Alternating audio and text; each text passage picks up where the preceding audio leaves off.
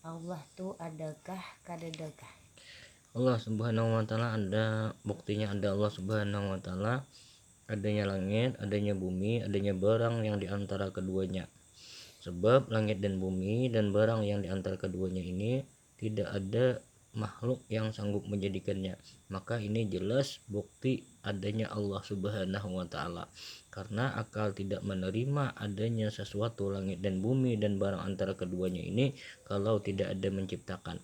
Sementara makhluk semuaan tidak ada yang sanggup menjadikan langit dan bumi dan barang yang di antara keduanya. Maka jelaslah yang demikian itu Allah Subhanahu wa taala yang menjadikan tanda adanya langit dan bumi ini, nyatalah tanda adanya Allah Subhanahu wa taala. Nyatalah adanya Allah Subhanahu wa taala. Buktinya ada langit dan bumi. Siapa yang menjadikan Allah tuh aman ada? Allah Subhanahu wa taala ada, tiada ada seseorang pun yang mendirikannya. Sebab adanya Allah Subhanahu wa taala tidak berpermulaan adanya.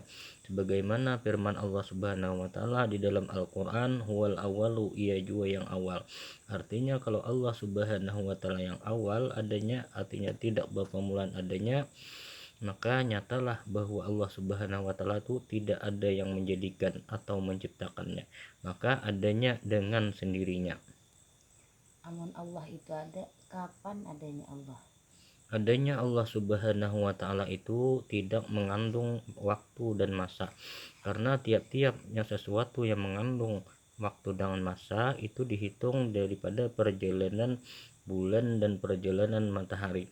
Sedangkan bulan dan matahari itu adalah diciptakan oleh Allah Subhanahu wa taala, sebagaimana firman Allah Subhanahu wa taala di dalam Al-Qur'an, Allahul ladzi khalaqas samawati wal ard, bermula Allah taala menciptakan 7 patala langit dan barang yang di dalamnya, dan Allah taala menciptakan 7 patala bumi dan barang yang ada di dalamnya, dan Allah taala menciptakan barang yang di antara langit dan bumi serta lainnya.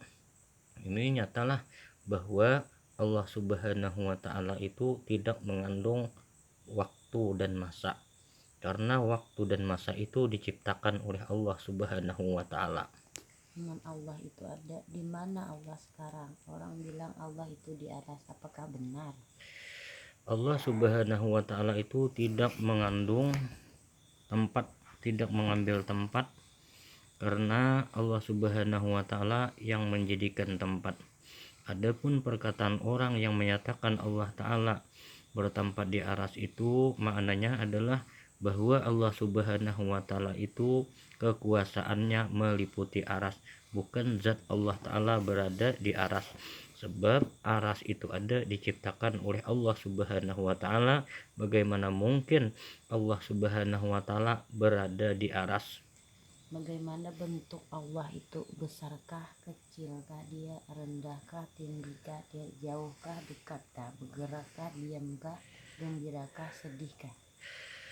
Semua sifat yang tersebut itu baik besar atau kecil, jauh, dekat, gembira, sedih, gerak, diam, dan lain sebagainya itu adalah sifat makhluk.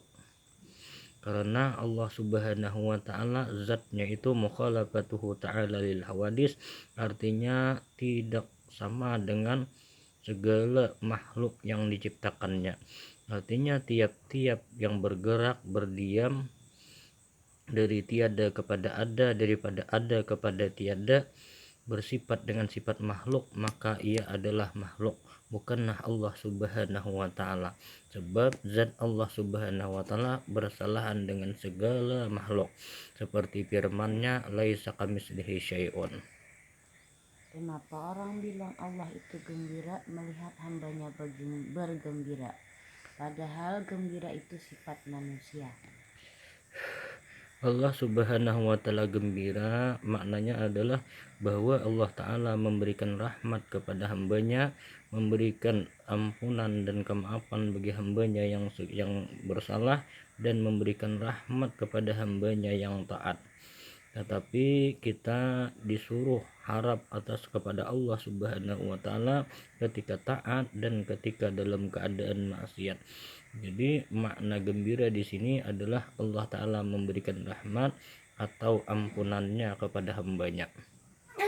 Allah itu samakah dengan manusia? Bermulutkah, bertelingakah, berkakikah, bertangankah dia? Allah Subhanahu wa Ta'ala tidak sama dengan makhluk, baik itu melihat dengan mata, melihat dengan mendengar dengan telinga, berkata dengan lidah, atau lain-lainnya bertubuh macam kita. Maka Allah Subhanahu wa Ta'ala menyalahi yang demikian itu, sebab Allah Subhanahu wa Ta'ala bersalahan bagi segala yang baru atau bersalahan bagi segala yang diciptakannya. Makanya telah Allah Subhanahu wa Ta'ala tidak sama dengan makhluk. Maka tiap-tiap sesuatu yang ada di pikiran kita tentang Allah begini begitu, atau hatar hati kita tentang Allah begini dan begitu, atau di dalam mimpi melihat Allah begini dan begitu, maka itu adalah semuanya baharu, karena Allah Subhanahu wa Ta'ala tidak sama dengan makhluk ciptaannya. Dengan siapakah Allah itu menjadikan bumi dan isinya? Allah Subhanahu wa Ta'ala menjadikan bumi dan segala isinya dan barang yang diantara keduanya itu adalah dengan sendirinya, sebagaimana Allah Ta'ala berfirman di dalam Al-Quran, "Lau kana fihi ma'alihatun illallah lafasadata." Dan Allah Ta'ala berfirman di dalam Al-Quran, "Qul huwallahu ahad." Katakanlah olehmu hai Muhammad bahwasanya Allah Subhanahu wa Ta'ala esa pada zatnya, esa pada sifatnya, esa pada apalnya. Maka bagaimana mungkin Allah Subhanahu wa Ta'ala menjadikan alam ini dengan meminta bantuan makhluk? Hidupnya Allah itu bagaimana? Pakai rohkah, makankah, minumkah, guringkah? Hidupnya Allah Subhanahu wa Ta'ala tidak sama dengan makhluk, baik itu pakai nyawa, atau hidupnya dengan makan atau dengan ruh dan lain-lain sebagainya. Semuanya itu adalah sifat makhluk, bagaimana dijelaskan terdahulu, yaitu di dalam keterangan mukhalafah.